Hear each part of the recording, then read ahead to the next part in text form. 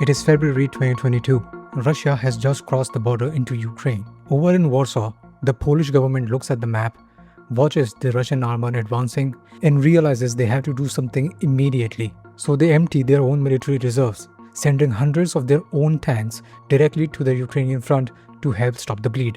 But that creates a massive existential problem. Poland has just stripped itself of heavy armor. They are now virtually undefended. They need to rearm immediately. Because there is a very real and terrifying fear that if Ukraine falls, Poland is next. The obvious answer: call Germany. Germany makes the Leopard 2, genuinely one of the best tanks ever built.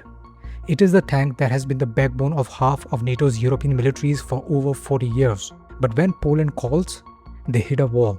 Decades of comfortable peacetime budgets meant nobody in Europe saw the point in keeping a war-sized tank factory humming at full capacity. Why would they? Europe wasn't supposed to fight massive land wars anymore. Germany's production lines are practically dormant. They can build the tanks, sure, but they cannot build them fast, and Poland needs them now.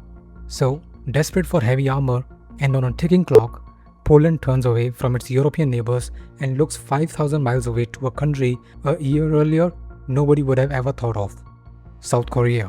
Which brings us to the factory floor today. A massive tank plant in South Korea is running at full capacity. The assembly lines are moving at breakneck speed. But here is the crazy part. The tanks rolling off the line aren't going to the South Korean army. They are going to Poland. South Korea's own soldiers are currently waiting in line behind a foreign customer for a tank that Korean taxpayers built to design. It is a bizarre image when you think about it. A country situated next to North Korea voluntarily holding up its own military modernization to serve an export client.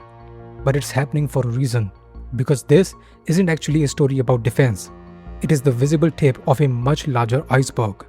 It is the story of how South Korea has quietly and ruthlessly rewired its entire economy, where tanks, semiconductors, and multi-billion-dollar bets on AI are running on the exact same engine.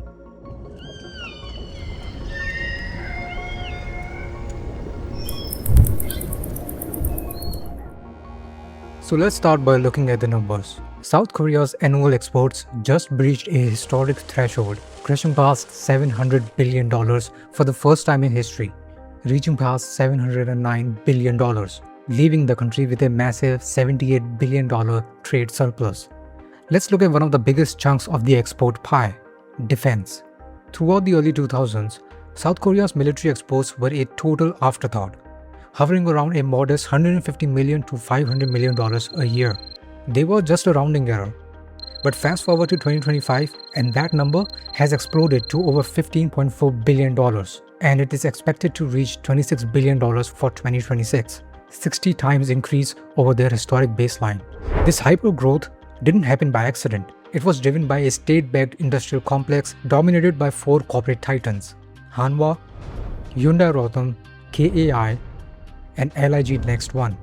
To see this engine running in the real world, you have to go to Changwon City, located in the South Gyeongsang province of South Korea. This is the industrial heart of the nation. It is home to Hyundai Roth's massive ultra-automated manufacturing plant. This facility is the birthplace of the K2 Black Panther, a 55-ton masterpiece of modern warfare. And right now, Changwon cannot build them fast enough. Because South Korea isn't just shipping crates of weapons, they are exporting entire industrial ecosystems. Take South America for example. Hyundai Rotem has recently signed a massive framework deal to expand into Peru, partnering with their state-owned defense company FAME to establish a brand new armored vehicle assembly plant right here in Lima. They aren't just selling tanks to Peru, they are building the infrastructure for Peru to assemble them locally. But as massive as the Latin America expansion is, it pales in comparison to the primary engine driving this entire defense boom.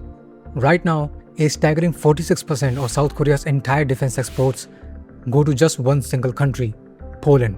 The relationship between Seoul and Warsaw has evolved far past a simple buyer and seller dynamic. Poland signed a colossal agreement with Hyundai Rotem to secure 1,000 Polish-specific K2 tanks. But look at the logistics of the deal. While the first waves are rolling straight off the lines in Changwon to plug Poland's immediate security gaps, the strategy completely shifts for the remaining bulk. Moving forward, 200 of these main battle tanks are going to be built domestically on European soil. Production is shifting directly into the southern Polish city of Gliwice. inside the historic Boomer Wabendi manufacturing plant. Think about how heavy manufacturing industry actually works. When a foreign country orders 1000 tanks, Hyundai Rotem's factory utilization immediately maxes out at 100%. That massive immediate influx of foreign cash goes straight to paying off the heavy manufacturing and the R&D. Because the R&D is suddenly paid for by someone else, the per unit cost of the tank plummets. It takes about 3 years for this export surge to hit the bottom line. But when it does, the South Korean military just gets to step in and buy its own next generation armor at a massive discount. But here is why this matters to you, even if you don't care about tanks.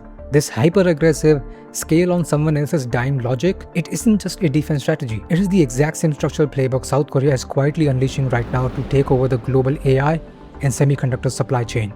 If you have looked at the PC hardware prices lately, especially if you're trying to buy or upgrade RAM, you know that it is an absolute bloodbath out there. Mainstream memory prices has surged 40 to 70% over the last year. The shortage is cascading so hard that even 20-year-old DDR2 memory is seeing 60% price hikes. Tech media is literally calling it a Ramageddon. Samsung and SK Hynix are running the exact same ruthless playbook we just saw in the defense sector. They are intentionally starving the traditional consumer market. Every single silicon wafer they can spare is being ripped away from normal laptops, phones and PC builds and poured directly into one specific thing, high bandwidth memory. This is the ultra specialized high margin memory that stacks on top of AI accelerators in massive data centers. The global demand for HBMs is so violent right now that it is essentially giving South Korean fabs pricing power over the entire planet. This is the engine driving a record-breaking $173 billion semiconductor exports for South Korea. But here is where the story connects. Just like the Poland tank deal, South Korea isn't just selling silicon to foreign buyers to pad their corporate bank accounts. They are using that massive influx of foreign cash to bankroll their own domestic infrastructure at a scale that is frankly hard to comprehend. Look at South Korea's 2026 national budget. They just tripled their state AI funding to over 10 trillion won. And down in Jeollanam-do province, they are building a $35 billion 3 gigawatt AI supercluster. 3 gigawatts. This is the power consumption of a small city, wired up entirely to ensure South Korea has sovereign AI compute power. And the sheer amount of cash this strategy is generating is staggering. By 2026, SK Hynix actually pulled off the unthinkable. They overtook Samsung to become the most valuable company in Korea. Both of these giants have now breached the $1 trillion valuation mark. But when you look at their balance sheets, that is where it gets crazy. Samsung is pulling in $151 billion in profit. SK Hynix is hitting $105 billion. And the undisputed king of silicon, TSMC, is sitting at around $81 billion. When you hear trillion-dollar tech company, it is easy to assume that that's just another AI stock bubble. But it's kinda not. The South Korean economy isn't hyper-financialized like Wall Street. A company like Nvidia is valued at roughly 22 times its earnings. Samsung and SK Hynix, they are trading at less than 6 times their earnings, which makes it look less like a speculative hype. So you might be asking, how were they able to pull this off? Well, by being the ultimate opportunists. South Korea looked at the global landscape and took advantage of two massive, once-in-a-generation bottlenecks, the AI infrastructure boom and the geopolitical retreat of the United States. For the last few years, the US has been signaling a pullback from its role as the world's default bodyguard. European nations suddenly realized they had to up their defense budgets now. But here's the problem. Europe simply isn't used to industrial scale manufacturing anymore. They don't have the factories. Meanwhile, over in the Middle East, Gulf nations watched the US posture during recent conflicts with Iran and felt a sense of abandonment and immediately started looking for alternative alliances, suppliers who can deliver weapons without Washington's political strings attached. South Korea looked at all of this, a compute-starved Silicon Valley, a panicked Europe, and an alienated Middle East, and stepped directly into the vacuum. They sold them all the exact same product, speed. But this brings us to the honest crack in the armor, because as brilliant as this export mania is, running your entire economy at 110% exposes you to massive strategic vulnerabilities. Right now, Samsung, SK Hynix, and the American company Micron control 90% of the global high bandwidth memory supply. It is an absolute oligopoly, but if Chinese manufacturers crack the code and start producing HBMs at scale, the monopoly shatters overnight. The market floods and those massive Korean profit margins collapse. Second is the AI market itself. I am not one of those people who thinks AI is entirely a bubble. The utility is real, but if there is even a slight market correction, If companies like Meta or Microsoft decide to slow down their data center spending for just 2 quarters to let the software catch up, who do you think takes the hit, apart from Nvidia? The memory makers. When tech capex slows down, SK Hynix and Samsung are the ones who will feel the whiplash first and hardest.